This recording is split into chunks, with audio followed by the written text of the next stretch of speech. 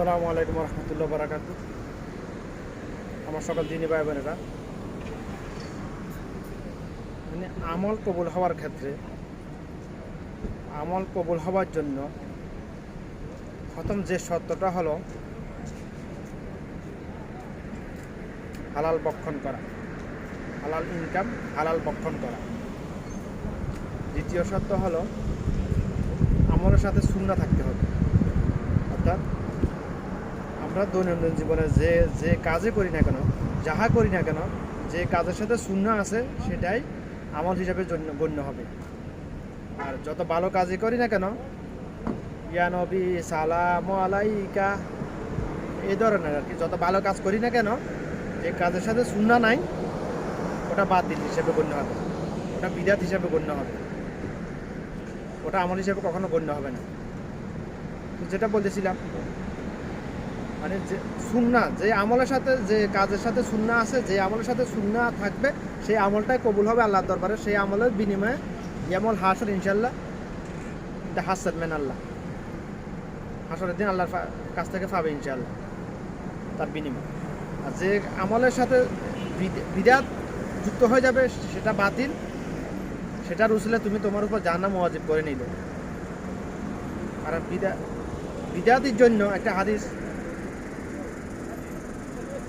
হাসরের দিন হাউজে কাউসার নামে একটা আছে, মানে জান্নাতে যারা জান্নাতি হবে তাদের জন্য এটা হাউজে কাউসারের পানি।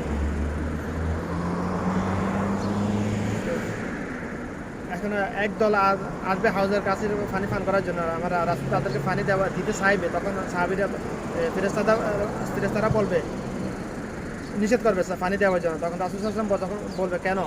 তখন ফেরেশতারা বললে, ওরা আপনি দুনিয়া থেকে আসার পর ওরা বিদআত করেছে, আপনি যা ওদেরকে বলেছেন তা না করে তার সাথে যুক্ত করেছে, সংযুক্ত, এডিটিং কাটিং করেছে, প্লাস মাইনাস করেছে। তখন রাসূল সাল্লাল্লাহু আলাইহি ওয়াসাল্লাম বলবেন, সোকন দূর হও, তোমরা আমার উম্মত না। উম্মত কথাটা বলতে গিয়ে একটা কথা, উম্মত আমরা বলি আমি রাসূলের উম্মত, আমি আশেকের রাসূল।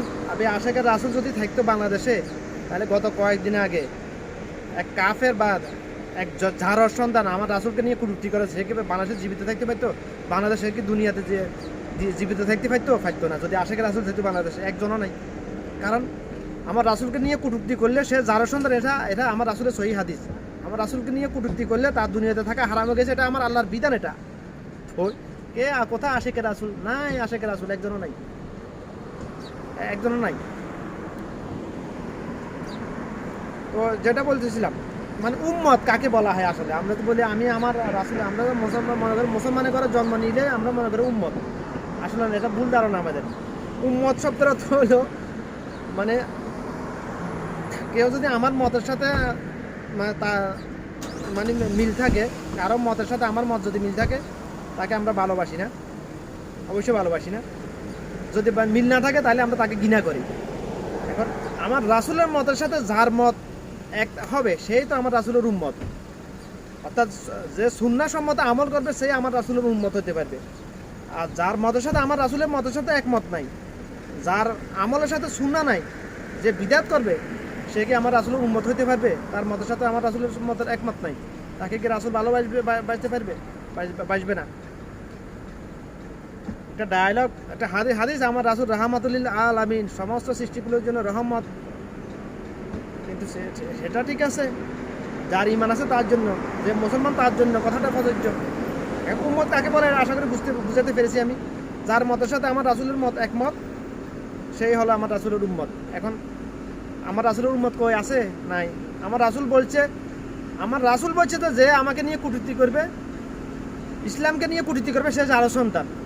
আমার আল্লাহ বলতেছে যে আমার হাবিবকে নিয়ে কটূক্তি করবে, তার দুনিয়াতে থাকা তার জন্য হারাম। সে যদি তওবা করে তার জন্য দুনিয়াতে থাকা হারাম। এখন আমার রাসূলের উম্মত কি বাংলাদেশে আছে? নাই, একজনও নাই। যদি থাকতো, বাংলাদেশের গত কয়েক বছরের মধ্যে কয়েকজন যার সন্তান আমার রাসূলকে নিয়ে কটূক্তি করেছে, তারা জীবিত কিভাবে থাকতে পারতো না? সরকারের কথা বাদ দিলাম, সরকার তো ধর্মদ্রোহী। বাংলাদেশে যত সরকার আইসে গেছে, এখনও যাতে আছে, এতে ইহুদি দালাল সরকার, ধর্মদ্রোহী 100% সত্য। বাংলাদেশের আবেগী জনতার এখন আস্তে আস্তে হুঁশ আসতেছে। আমার কথা আমি 9 মাস আগে থেকে কথাগুলো বলতেছি, আর কিছু আলেম এখন বলতেছে কথাগুলা। আমি যেগুলো 9 মাস আগে থেকে বলে যাচ্ছি যে এখন বলতেছে, এখন হচ্ছে আগে আগে কিছু কিছু আগে বলছে না ইউনুস কিছু একটা করে ছাড়বে বাংলাদেশকে, একটা স্লোগান ধরা দিছে সংস্কার সংস্কার সংস্কার করতেছে, বাংলাদেশের নাস্তিকবাদীরা প্রতিষ্ঠা করার জন্য সংস্কার করতেছে বাংলাদেশে আমেরিকার ঘাঁটি করার জন্য, ইহুদিদের ঘাঁটি করার জন্য। যাই যেটা আশা করি বুঝতে পেরেছ বিদাত কি, সুন্নাহ কি, উম্মত কাকে বলা হয়, আশা করি বুঝতে পেরেছি ইনশাল্লাহ। কথাগুলো নিজে বুঝে আমল করবেন এবং যাকে আল্লাহর জন্য ভালোবাসেন তার কাছে বেশি বেশি করে শেয়ার করে দিবেন।